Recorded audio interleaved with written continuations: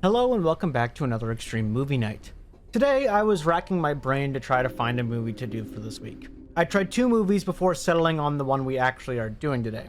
I tried doing a Spanish movie called In a Glass Cage, but it was a little much in terms of explicit content, and I didn't want to take my chances with that copyright strike looming overhead still. And the other one I wanted to do was Hard to Be a God, a Russian movie that was quite disturbing, but it was 3 hours long and dragged a lot. So I settled on something a little more serious than what we normally cover. A historical anti-war film from England, one called Threads, directed by Mick Jackson and written by Barry Hines. It was originally aired on TV on the BBC as a TV movie, as a sort of a public service announcement about the very real threat of nuclear war. But it has some unbelievably brutal stuff to be shown on just normal broadcast television. It has a lot to do with nuclear war, and it shows some things that may seem a little comical nowadays due to how desensitized we are to it, due to things like the Fallout TV show. Not that I don't love the show, but it's good to remember that nuclear war used to be an extremely real fear of people back during the Cold War. And this shows the extreme horror that it actually was back then for them, and the movie really embodies the very real and horrible effects nuclear weapons pose. There are times during this movie that I got legitimate chills, even though it was made in 1984.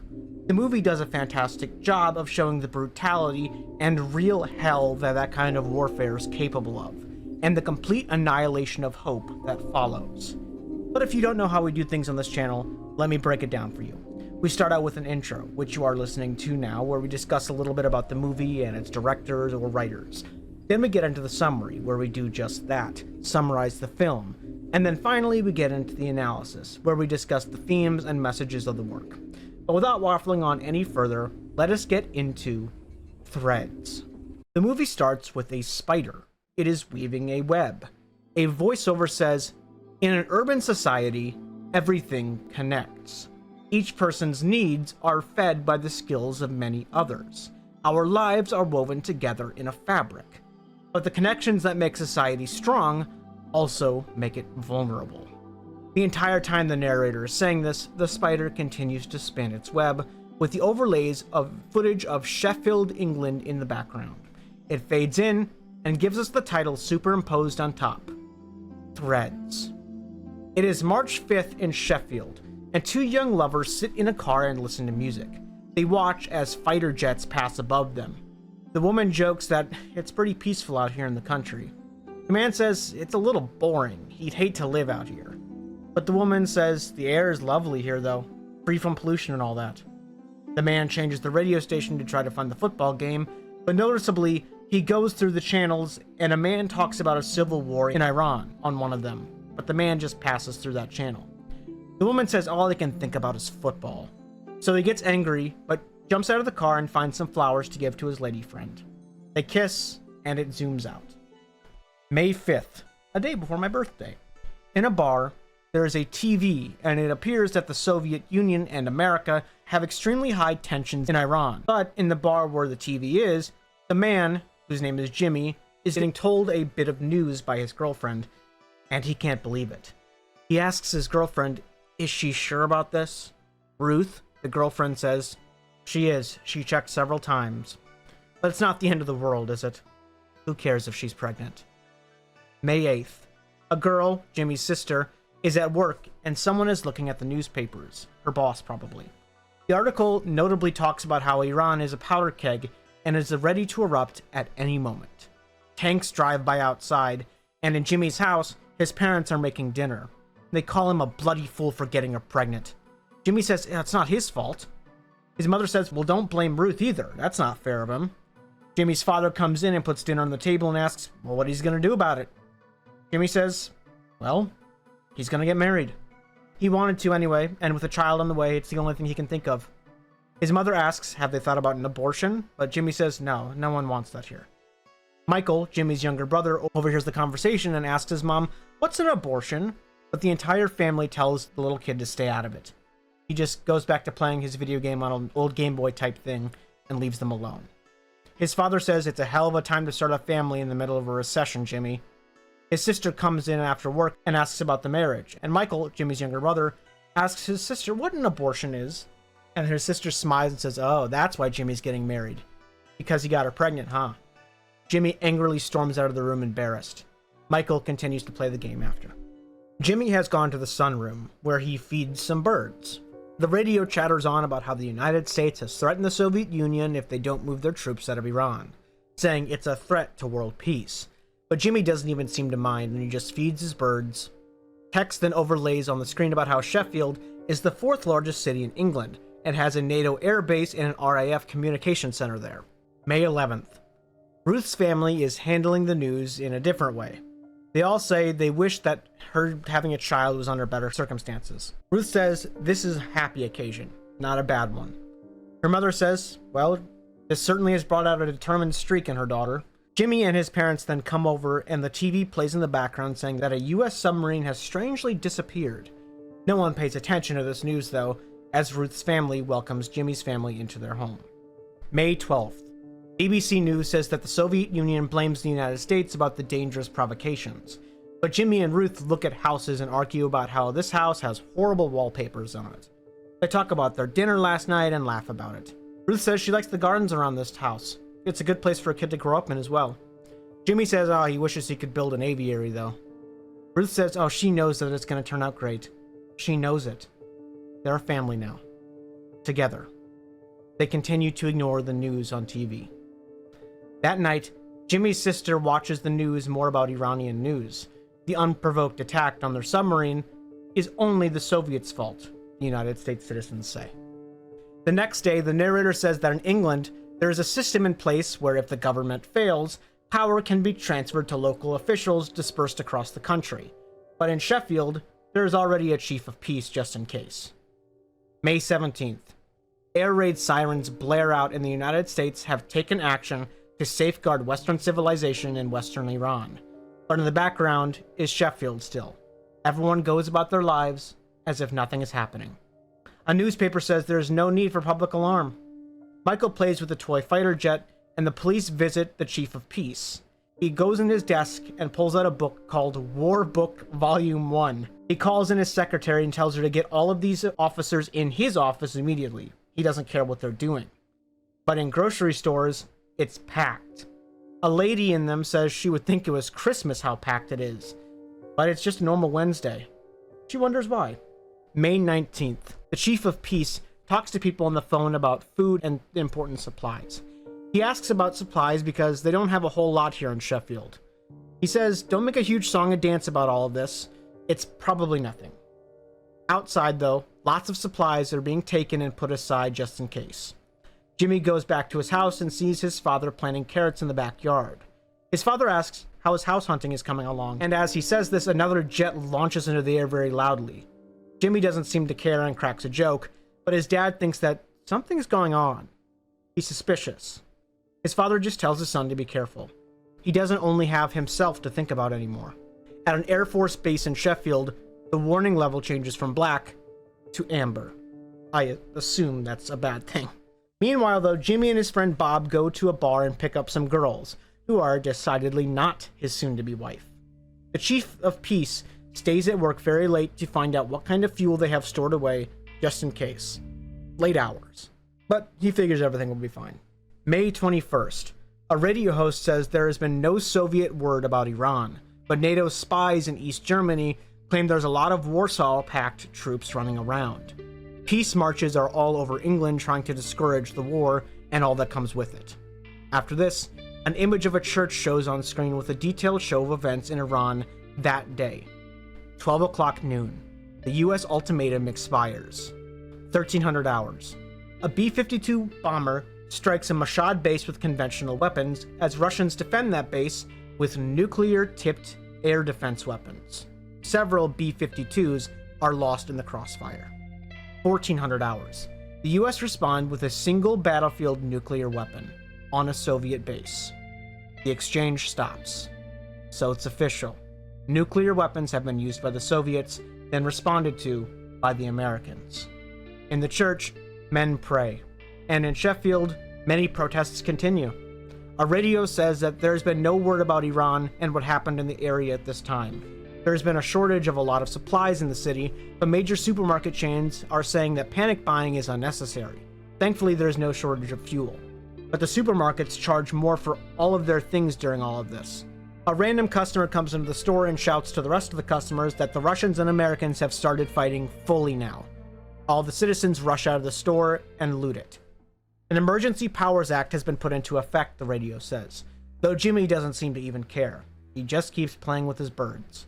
The radio continues that the Prime Minister says that a peaceful conclusion will more than likely be reached soon, and he urges his people to just stay calm and proceed with their normal lives as they normally would. Outside, though, there is intense looting and riots. Jimmy's dad cannot sleep with all the noise, even at 1 a.m. May 24th. Jimmy's dad picks up the milk outside in the morning and he sees his neighbors are leaving town because they feel it's safer in the country. Jimmy's dad tells them that there's no safe place if nuclear war happens. Their neighbor's son calls out for his dog, but his dad wants him to leave as soon as possible. His dad almost makes his son leave without his dog, but at the last second, the dog comes in and jumps in the car. Jimmy's dad watches his neighbors the whole time as they flee from the city. After this, more B-roll shots and text on screen is superimposed again to tell the events of Iran. A US carrier is sunk in the Persian Gulf. American air and naval blockades of Cuba. Anti-Soviet demonstrations all across the US. Damage to Russian consultants. Further riots in East Germany. Hospitals are cleared for expected casualties of a nuclear bomb, just on the off chance something happens. Jimmy's neighbors are driving out to the country and there's bad traffic all over. However, signs are up saying only official vehicles can now be on the roads, to which that neighbor from earlier is stopped and told to go home and stay in his house instead by the police, to his dismay. Back in Parliament, the Chief of Peace talks to someone on the phone after, and his wife comes in the office and asks if he thinks something is actually going to happen with all of this. And the Chief of Peace says, of course not. His wife then asks why he took the Chief of Peace role if he knew that the nukes were going to fall, that he wouldn't be able to be with his family, only with the government. The Chief of Peace says nothing's going to happen anyway, there's no need to worry. But if something does, someone needs to pick up the pieces, if the government fails. After which, we get a montage of things happening, and a radio telling people how to prep shelters for nukes if they happen. Things like making lean-tos out of mattresses and stuff. The radio also explains Fallout, not the game, but the radiation after a bomb, and how it can make you very sick. It also explains that if in your shelter, if someone dies, don't bury them. Move them to another room and put a sheet over the body. Do not leave the shelter. They will eventually be picked up after everything is over. May 26th. Back in Ruth's house, she has morning sickness, and her parents tell her it's okay, and this is going to pass in a couple weeks. Her parents, however, now listen to the radio and read papers on how to make a shelter if nuclear weapons are dropped. In Parliament, they construct a shelter underneath it for the government just in case. In Jimmy's house, his father continues to make the mattresses into a lean-to. It then cuts to a bunch of people outside a bank. The narrator explains that currently it is 3 a.m. in America. At this time, everyone in America may be asleep because the president and the White House have had no sleep the past few days during all of this. This is when the Western response is at its weakest. The perfect time to attack. At the bank, people try to withdraw money, to no result. Under Parliament, they say that all the supermarkets are pretty cleared out in case of emergency, but as they start talking, it happens. Quite good. Attack warning. Is it for real? Attack. The entire team scrambles into action. Outside, all the people hear the air raid siren. They stop what they're doing, and they're arguing, and they get under things or behind cover.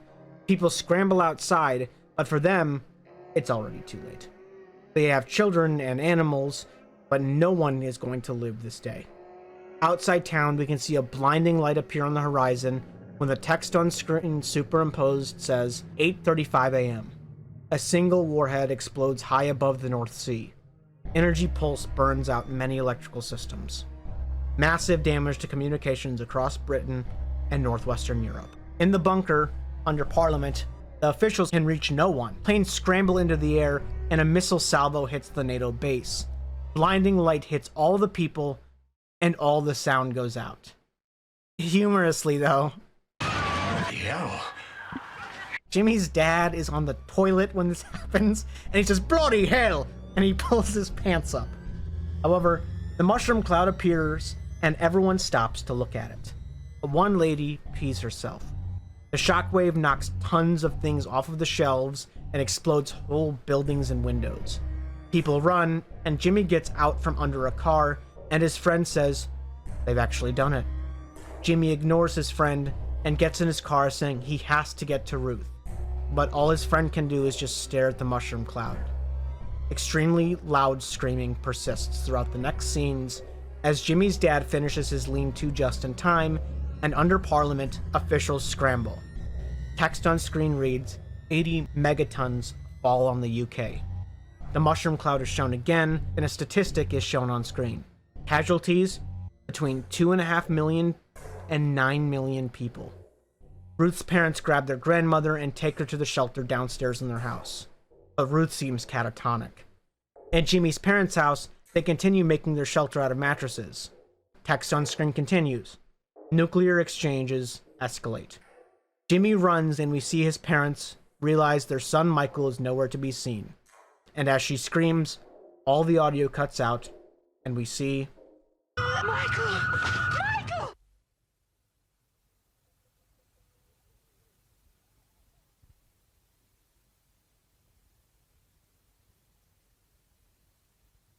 a second nuke has gone off, burning and destroying everything else in its wake. Sheffield is no more. A statistic on the screen shows after the audio cuts out yet again. East-West exchange, 3,000 megatons. 210 megatons total fall on the United Kingdom. We then see the fire, the destruction, the wind whistling after the carnage is shown. Unbelievable devastation.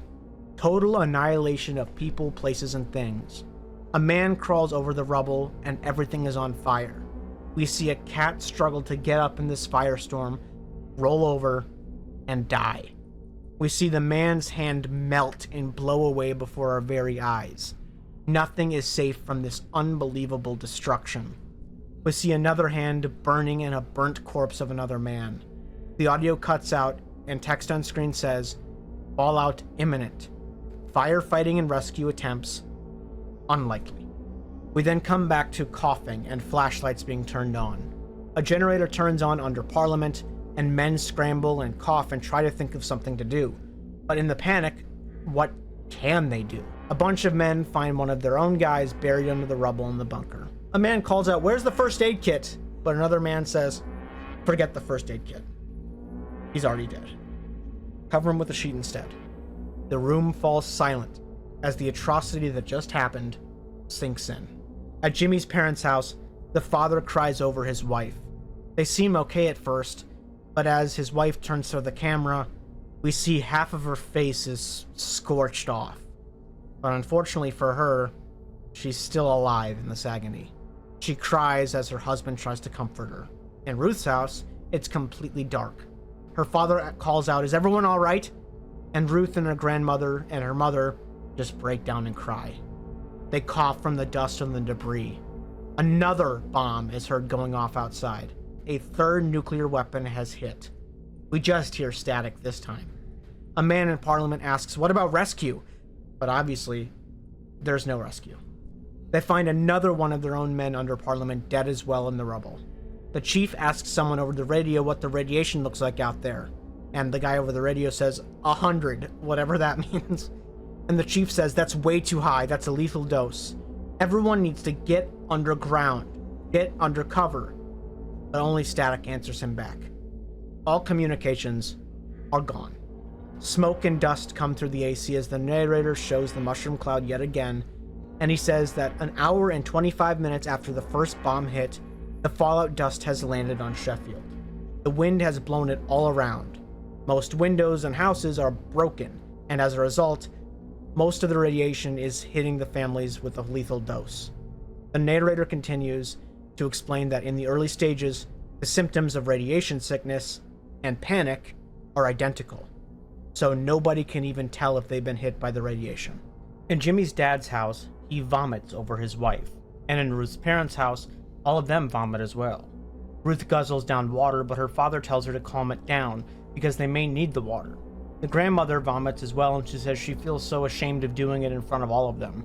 But her mother says don't feel ashamed because they literally all just vomited all over themselves. Her father says for Ruth to not just sit there and do something for once. Friday, May 27th. Attack plus 1 day. Jimmy's mom cries about Michael. She says she can't find him, but she's still stuck under the mattress. She begs for her husband to come with him, and as they do, we see her disfigured form. They see all the carnage outside as well. Everything on fire, and all the houses destroyed. Sunday, May 29th. Attack plus 3 days. Under the Parliament building, they are still trying to contact others. On the map, they show a bunch of circles. In the center circle, everyone there is dead. The next circle out, half are dead, and the rest are probably going to die of radiation. And then in the third circle, it's probably all irradiated. The camera zooms out and we see the Chief of Peace's wife's photo. He's not taking this well. He's regretting not being with her. The others are arguing about roads and food supplies. Attack plus 1 week. Food stocks are controlled by the central government representatives. Outside, there are dust and debris everywhere. No food distribution likely until 2 weeks after the attacks. In Ruth's home, her parents eat canned beans, and they try to feed their grandmother, but it seems she has passed out. Ruth is still shaking in panic, catatonic. Her mother begs her to eat because the baby inside of her needs food. Ruth cries and says she doesn't care about the baby anymore. No point with Jimmy probably dead. Her baby is as good as dead anyway when it's born. They have all been breathing in this radiation after all. Back at Jimmy's dad's house, he vomits some more, and his wife cries that all of her children are dead. All of them. She wishes she were dead too. Jimmy's dad cries for his children and his wife for saying what she just did. Back in Parliament, they dig through some of the rubble and more people get sick from the radiation. They are buried under the entire Parliament. Morale is failing. They are saying they need to keep all the food stocks to themselves now. They can't distribute it, because these people are probably going to die anyway. There's no point feeding them. However, the people under Parliament won't, and they need to pick up the pieces. They need to keep it for themselves. They are more important and alive, they all figure. At Jimmy's dad's house, his mother begs his father for a drink of water. His dad gets up as his wife vomits some more. He tries to get some water out of the broken sink as he coughs all over it. Somehow, though, the water is still on and he fills a bowl. But as he does, the water just stops. He doesn't get any of it. He just cries over the sink. At Ruth's house, they dig themselves out of the basement, and in their hands they have their grandmother's body. She wasn't just sleeping. Ruth can't even watch as they throw a tarp over her grandmother. Ruth then runs away from the situation. Their parents try to chase after her, but they can't. They just lost everything. They return to the shelter, alone. Sunday, June 5th. Attack plus 10 days. The world seems empty. Destruction everywhere. Jimmy's dad has left his shelter looking for water, coughing the entire time. Only the wind blowing can be heard. He finds some running water and drinks it, but it's disgusting. He spits it out. Pure destruction is all that's left in this world. Ruth walks alone amongst the rubble of the world. She finds dead people, dead cats, little boys looking for their parents that are no longer of this world, old men playing with burnt toys, women in blankets burned half alive, men with their faces scorched off, dead dogs, people's hands sticking out of flaming rubble. All sound cuts out other than the wind blowing once again. She continues to walk amongst the burnt corpses and rubble until she sees a woman cradling a baby, one that is scorched and already dead. The woman doesn't even seem to notice this in her catatonic state, though. Her baby's already dead. Ruth's parents wonder what time it is anymore. They're losing track of whether it's night and day, and they're getting weaker. Then they hear a noise upstairs. The narrator then explains that so much dust was thrown into the air because of the explosions that clouds have formed and trapped radiation in the atmosphere. It's dark all day due to these clouds, and it's cold. The temperature has dropped 25 degrees Celsius, which for my American viewers, that is 77 degrees Fahrenheit. June 6th, 11 days after the attack. Jimmy's mom has died. Ruth goes to Jimmy's house and finds a book on birds he had. More than likely, Jimmy's dead. Then she walks upstairs and sees his dead mother. In the city, riots happen and officers begin to beg citizens to go home and tell them that food will be distributed shortly. The survivors don't care though. The police beg for them to go home as the riot continues. The police then warn them that this will be met with lethal force if they continue, which they do obviously. And then the police shoot tear gas and murder people in the streets trying to get to them. The survivors then clear out after the tear gas and gunfire rings out. June 11th, attack plus 16 days. Outside of hospitals, hundreds if not thousands of people gather. There is no help for them here though. A scream rings out as some of them attack each other. The narrator says that with no electricity, water, or supplies, no doctor can help anyone. Ruth walks up the bloodied stairs and sees children with their noses blown off. Under Parliament, they say they can't contact anyone anymore, but they have to cut the food for their survivors, they figure. 1,000 calories per day per worker, and 500 for everybody else. Someone complains, but the peace chief says that there's no reason to even keep these people alive if they can't work anyway. They then say they have to shoot criminals, because there's no way to house them either. All of the people under Parliament are now fighting amongst themselves. Even the government knows they can no longer do anything. They are still buried under rubble as well, and more than likely, they're going to die there. June 17th, attack plus 22 days. Rats scavenge through the rubble and dead bodies for food. In addition to this, epidemics are now sweeping the nation, mainly cholera, dysentery, and typhoid. A dog eats the corpse of Ruth's grandmother as looters come out of their basement. Police, however, are outside and shoot the looters as they come out. Then they search the house, and it would seem like Ruth's parents were killed by the looters. We then see a bunch of black and white photos, and the narrator explains that in this world, money is useless. The only currency now is food. It can be taken away as well as given. Two unfortunate truths have also been made known to everybody. A survivor who can work is given more food than those who can't, and the more that people die, the more food there is to go around. Survivors gather in graveyards to sit with their loved ones, mainly Jimmy's dad, who is the only one left of the original cast other than Ruth. He cries alone as he plays that Game Boy-like thing that his son played at the beginning of the film. Riots continue, and police are given the go-ahead to shoot and kill anybody who doesn't follow orders. This is the last we see of Jimmy's dad. 5 weeks after the attack, there is no electricity, water, or waste management anymore. Thousands leave the cities in search of food. In June, it's freezing due to the nukes. People die on these walks outside of the cities, and as they find food, planes fly overhead telling them to return to their homes and shoot those who don't. They all angrily shake their fists at the plane, unable to do anything. Trust in the government has failed. Ruth is one of these people out here. In Buxton, a city 20 miles from Sheffield, police are showing people down into abandoned houses. Ruth is one of these people. They try to make an old man give them refuge, but the old man says that these people are diseased and doesn't let them in. The police, however, force him to put these refugees in. A while later, a shot rings out as the old man shoots all of the refugees other than Ruth. Ruth runs away and drops her bag, but she still has that magazine about birds from her former fiancé. After she gets it, she goes back and sits down near a fire outside when a man comes up to her and says, his name's Bob. He was Jimmy's best friend and he's survived. He asked where Jimmy is, because he ran away from him the day the bombs dropped to find her. Ruth, however, doesn't even reply to him. Bob seems to get the hint. 6 weeks after the attack, dead sheep and dead animals are all over. Ruth and Bob have partied up, and Bob asks if the dead sheep is safe to eat, but he doesn't seem to care afterwards. He just cuts it up anyway. Ruth helps him, and they eat the sheep's bloody body raw. They have no choice unless they want to starve. Bob says he's going to go back to the city after this, and Ruth says there's nothing even there to go to. Bob says he doesn't care. It's all the same. The world's ended. He's going to try to skin the sheep and keep himself warm. Ruth just continues to eat her bloody meat, though. After which, Bob leaves her.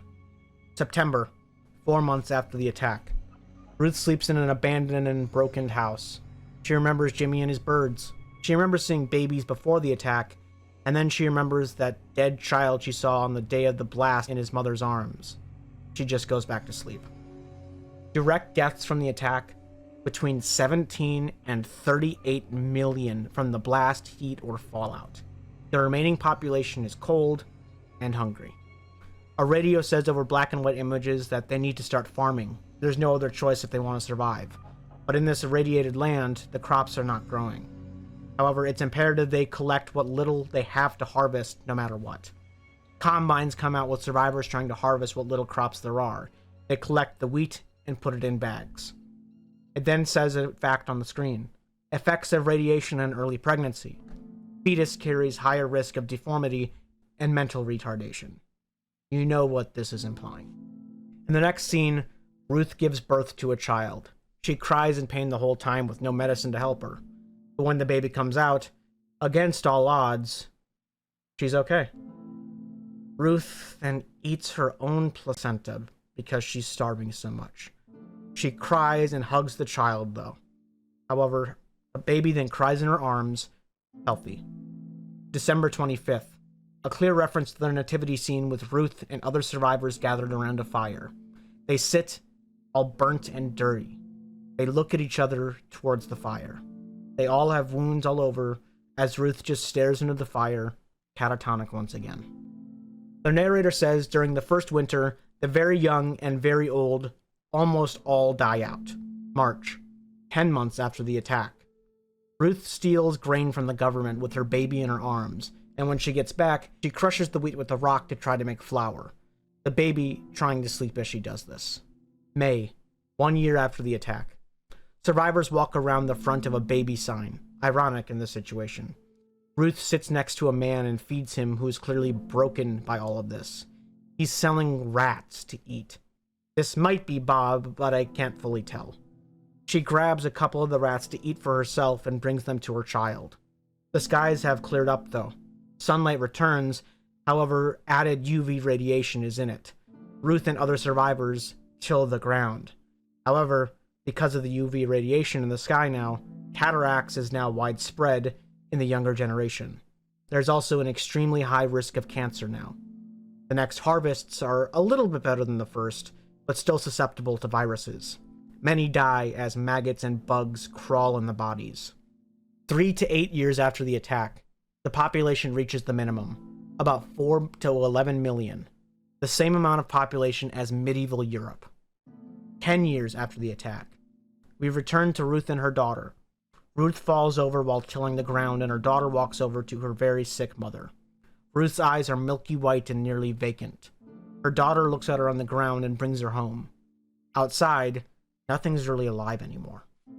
Back at their house, Ruth's daughter tries to shake her mother away, but Ruth isn't really responding.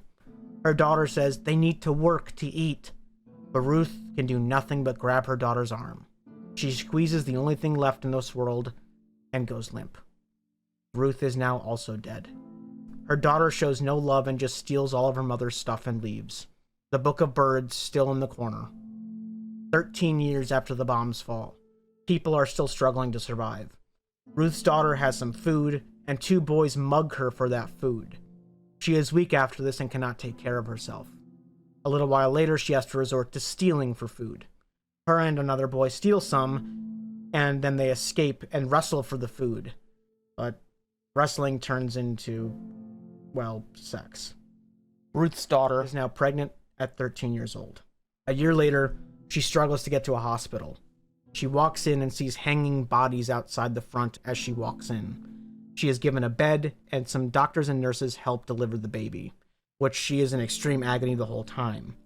Eventually, though, she gives birth.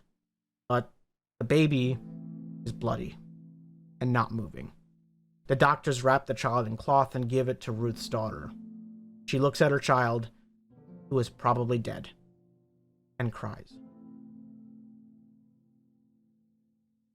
That's it. That is Threads by Barry Hines. It is quite brutal, especially for being on broadcast television, and this is extremely potent nowadays. Sure, the Cold War is over, but tensions are still high. Nuclear war is not a fun little thing with power armor and cool factions like the NCR. It's the annihilation of everything. Not just people, but animals, government, infrastructure, morals, and worst of all, hope. The name being Threads may seem strange at first because that has nothing to do with the movie. But I believe what it is saying is, like a spider's web, everything in the world is connected. If one thing falls, it isn't just that thing that is destroyed, it's everything. If the bomb falls, it will not just be the explosion, it will take everything with it. Like if you take down a single thread of a spider web, it will take down the whole thing. That's my interpretation of the name, at least. But what about the other themes? We only have a little bit to talk about, but let's talk about it. The movie is also very clearly anti-war. Like I said, it is plainly showing that if war ever gets to the point where nuclear bombs are used in this way, as in trading them back and forth, it will literally destroy the world. It's not going to be glamorous either. People will die in the initial explosion, sure, but even more will die after, and it will be a slow and painful death instead of an instant one. The world will suffer, and not only will people die, but hope will as well. Unfortunately, there's not a whole lot more to talk about for this movie. The message is pretty obvious. It doesn't really pull punches, but that's about it. I really appreciate you watching, and I hope you enjoyed this movie, or at least its message. If you want to be like these people here on screen, you can head over to my Patreon and join the other super supporters. It's not necessary, but appreciated. Each and every one of you is amazing, and I owe everything to you. Words cannot describe how much you all mean to me. Thank you so much, and I will see you next time. Bye.